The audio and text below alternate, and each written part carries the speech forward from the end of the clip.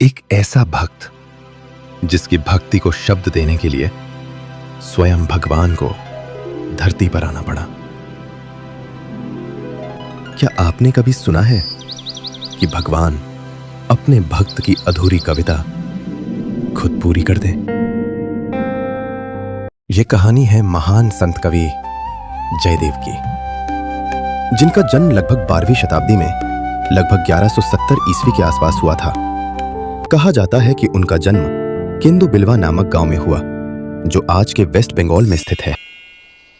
बचपन से ही जयदेव का मन इस संसार की चमक दमक में नहीं, बल्कि प्रकृति और ईश्वर में लगता था। जब दूसरे बच्चे खेलते थे, वो मंदिर की घंटियों में खो जाता, जैसे उसका जन्म ही भगवान की भक्ति के लिए हुआ हो। बड़े होकर भी उसने सादा जीवन चुना, ना धन की इच्छा, ना किसी प्रसिद्धि की चाह। बस एक ही लक्ष्य था, भगवान श्री कृष्ण की भक्ति। समय के साथ उनका विवाह पद्मावती से हुआ, जो स्वयं भी भगवान की परम भक्त थीं। दोनों का जीवन भक्ति और प्रेम का अद्भुत संगम बन गया। जब जयदेव वीणा बजाते तो ऐसा लगता मानो स्वयं भगवान उनकी धुन में जीवित हो उठे हों। उनकी भक्ति इतनी गहरी हो गई कि एक दिन उन्हें स्वयं भगवान श्री कृष्ण के दर्शन हुए। उस दिव्य अनुभव के बाद उन्होंने लिखा गीत गोविंद, एक ऐसा भक्ति ग्रंथ जिसमें राधा और कृष्ण के प्रेम को अमर कर दिया गया। लेकिन लिखते लिखते एक जगह आकर उनका मन रुक गया। क्या मैं भगवान के लिए ऐसे शब्द लिख सकता हूं? और फिर हुआ कुछ ऐसा जिसे सुनकर आप भी हैरान रह जाएंगे। जब जयदेव घर से बाहर थे, तब स्वयं भगवान श्री कृष्ण उनका रूप धारण करके आए और गीत गोविंद की अधूरी पंक्तियां खुद पूरी कर दी।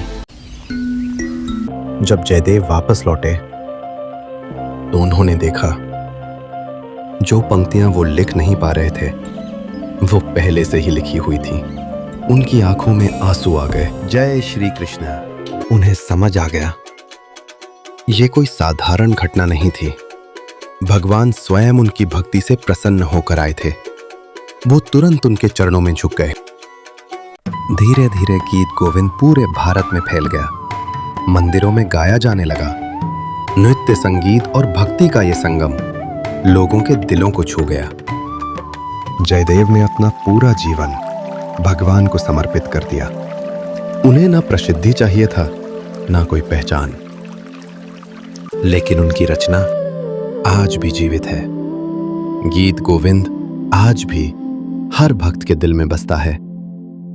ये कहानी हमें सिखाती है कि सच्ची भक्ति में इतनी शक्ति होती है कि भगवान को भी अपने भक्त के पास आना पड़ता है। अगर आपका मन सच्चा है और आपकी भक्ति सच्ची है, तो भगवान कभी ना कभी आपको जरूर दर्शन देंगे। अगर आपको ये कहानी पसंद आई तो वीडियो को लाइक करें और ऐसे ही अद्भुत भक्ति की कहानियों के लिए हमारे चैनल को जरूर सब्सक्राइब करें। जय श्री कृष्ण।